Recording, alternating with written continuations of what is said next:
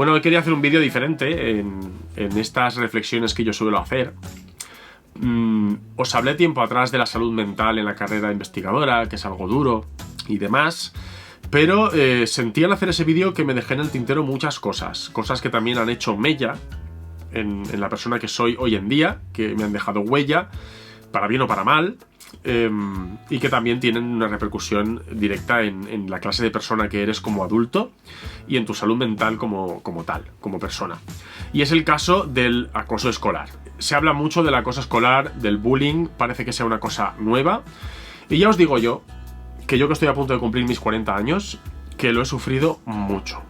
Durante mi época del colegio y del instituto yo he sufrido muchísimo acoso escolar. Y simplemente por si estáis pasando por algo parecido, o si conocéis a alguien que está pasando por algo parecido, o si tenéis hijos, sobrinos o quien sea que está pasando por algo parecido, pues quería compartir esta experiencia con todos vosotros y todas vosotras.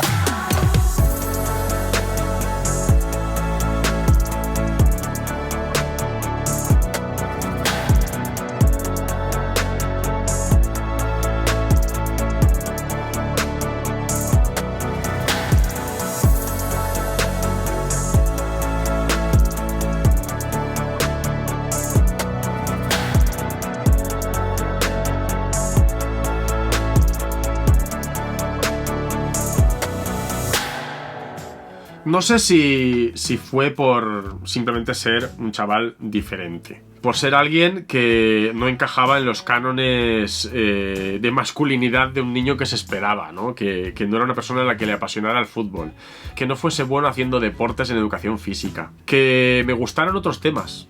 Sí que tuvo un gran peso. Yo era el típico niño que me gustaba las ciencias, me gustaba la paleontología, me gustaban los dinosaurios, y yo iba a clase y había cosas que se daban en clase que me gustaban. Siempre que se tocaban temas de ciencias, a mí me gustaba.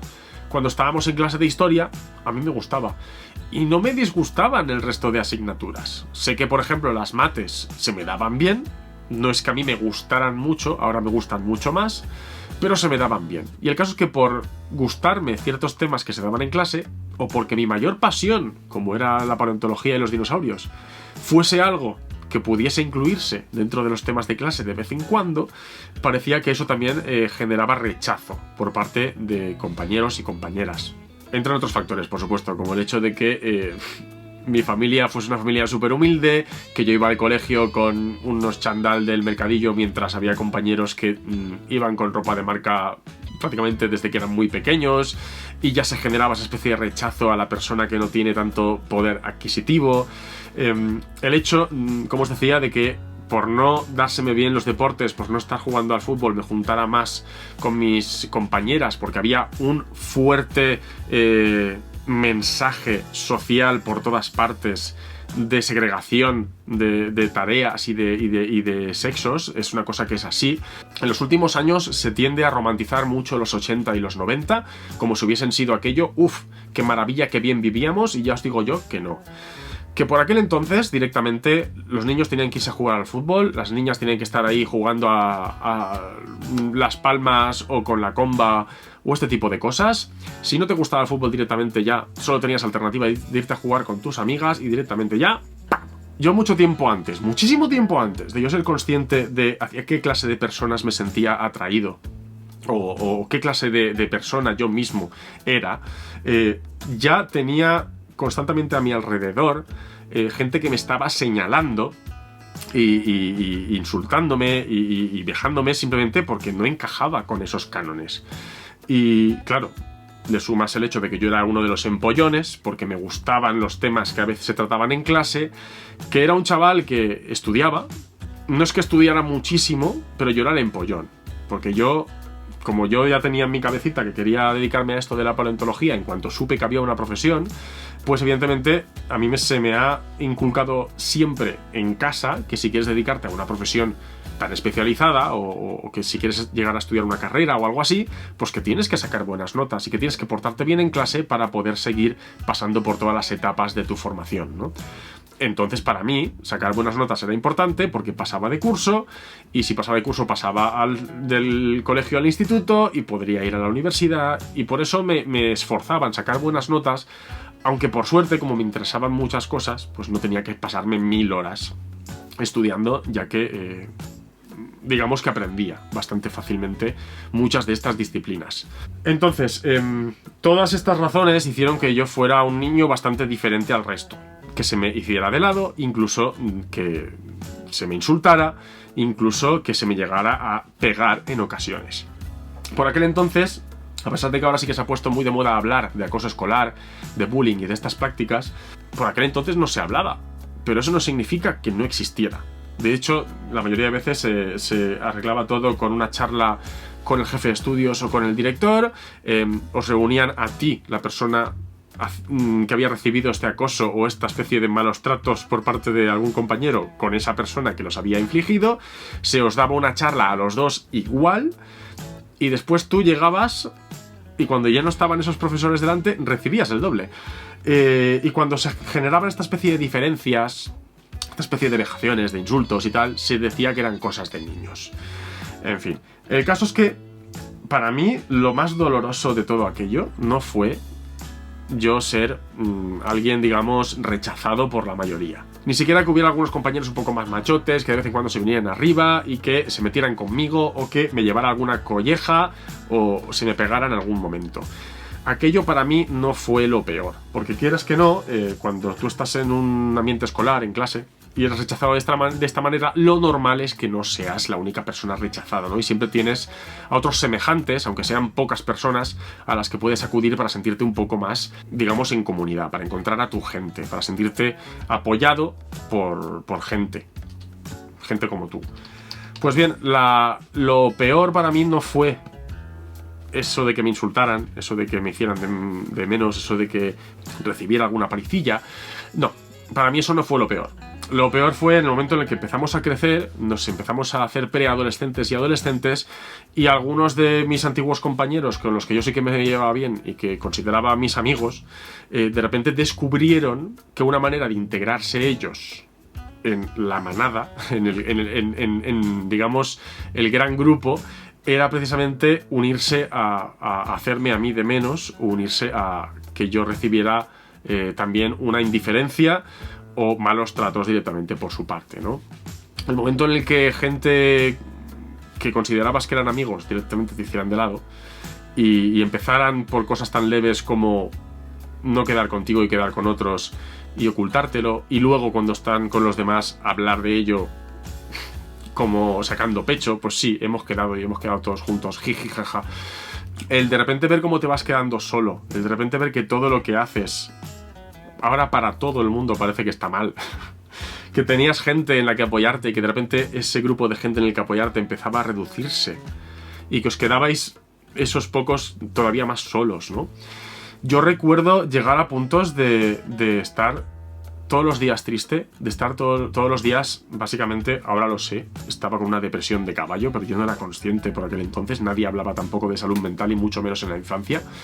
Pero yo recuerdo no querer ir al colegio, no porque el colegio no me gustara, sino porque no me gustaba estar con mis compañeros, precisamente porque yo no era nada para ellos y se encargaban a diario de recordarme que yo no valía nada, que yo era menos, por todas estas razones por las que yo era diferente, ¿no? Que no pudieras acudir a tu familia a decirles me está pasando esto con mis compañeros, me están dejando de lado, están quedándose en mí, me están insultando, me están escupiendo gente que hasta hace un par de años eran amigos míos.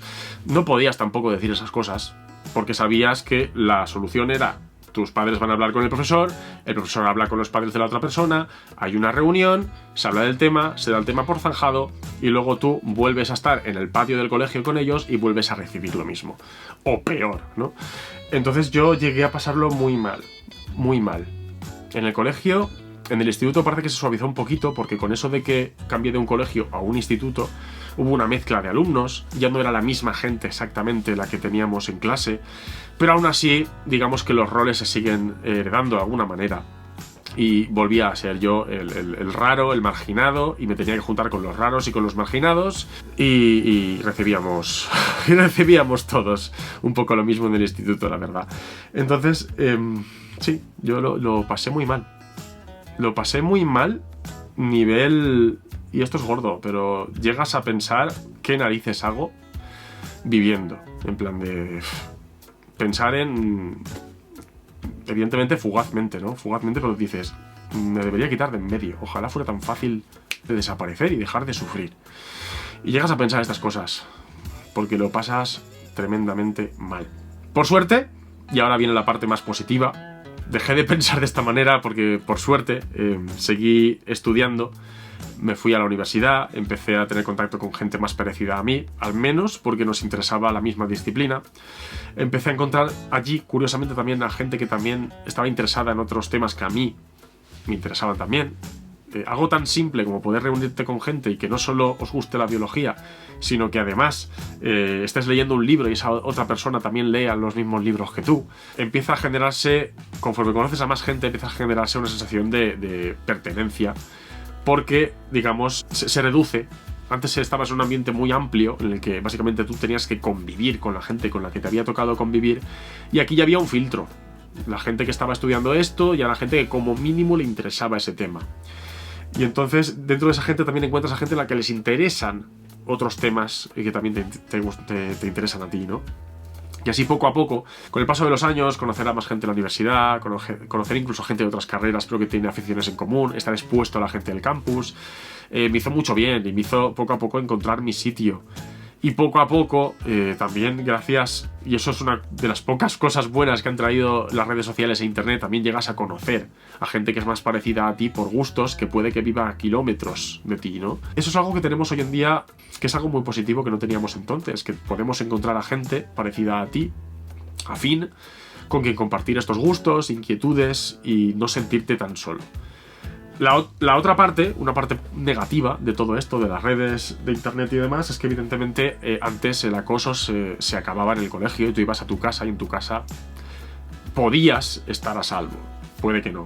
Hay casos en los que te perseguían hasta casa y allí seguía el machaque, ¿no? Pero quieras que no, cuando estabas encerrado en tu habitación, leyendo tu libro o lo que fuera, ahora puedes estar incluso viendo vídeos o viendo tus series, entonces era una cosa más rara.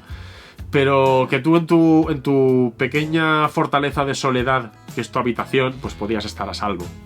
Hoy en día con las redes sociales los comportamientos de acoso te llegan hasta tu ordenador, hasta tu móvil, y no te dejan descansar en ningún momento.